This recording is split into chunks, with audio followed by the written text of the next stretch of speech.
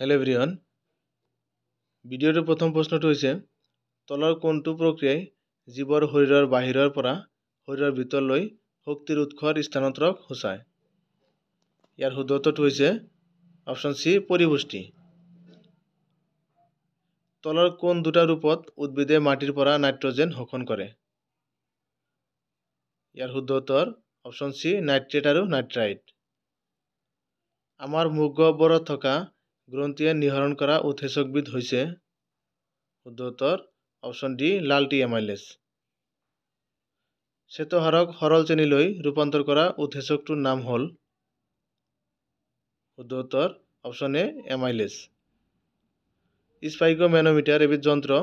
যাক মানুহৰ ডেছ জুখিবলৈ ব্যৱহাৰ কৰা হয় শুদ্ধ উত্তৰ হৈছে অপচন এ ৰক্তচাপ মানুহৰ দেহৰ কোনটো অংশত খাদ্যৰ সম্পূৰ্ণ পাচন হয় শুদ্ধ উত্তৰ অপচন বি ক্ষুদ্ৰান্ত্ৰ বৃক্ক গঠনৰ একক হ'ল শুদ্ধ উত্তৰ অপচন বি নেফ্ৰন উদ্ভিদৰ দেহত জাইলেমৰ কাম হ'ল শুদ্ধ উত্তৰ অপচন এ পানীৰ পৰিবহণ পাইৰুভেট অণু ভাঙি কাৰ্বন ডাই অক্সাইড পানী আৰু শক্তি উৎপন্ন হোৱা বিক্ৰিয়াটো সম্পাদিত হয় শুদ্ধ উত্তৰ হৈছে অপচন বি মাইটোকন্ড্ৰিয়াত পদাৰ্থৰ অণু কোনো মাধ্যমত বেছি ঘনত্বৰ পৰা কম ঘনত্বলৈ গতি কৰি বিয়পি পৰা কি বোলে শুদ্ধ উত্তৰ অপচন বি ব্যাপন এজন প্ৰাপ্তবয়স্ক মানুহৰ দুয়োটা বৃক্কৰ দ্বাৰা এদিনত কিমান লিটাৰ তৰল পদাৰ্থ পৰিস্ৰাৱন হয় শুদ্ধ উত্তৰ অপচন বি 180 লিটাৰ জাইলেম কলা নলিকাবোৰক ডেছ বোলা হয় শুদ্ধ উত্তৰ হৈছে অপচন বি ট্ৰেকাইট হাঁওফাঁওৰ ভিতৰত থকা ক্ষুদ্ৰ ক্ষুদ্ৰ বেলুন সদৃশ অংগবোৰ হৈছে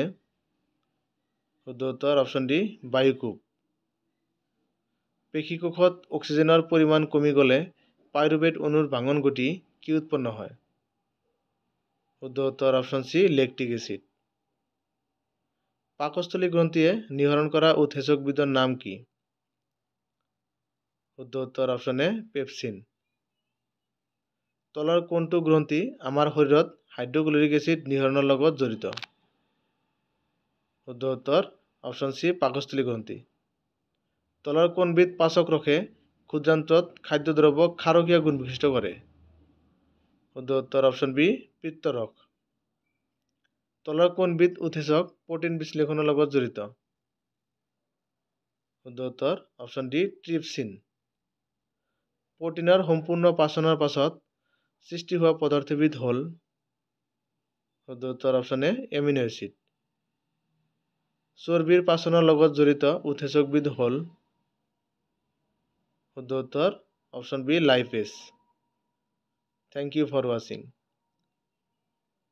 এনেকুৱা ভিডিঅ' পাই থাকিবলৈ লাইক কমেণ্ট আৰু ছাবস্ক্ৰাইব কৰিবলৈ নাপাহৰিব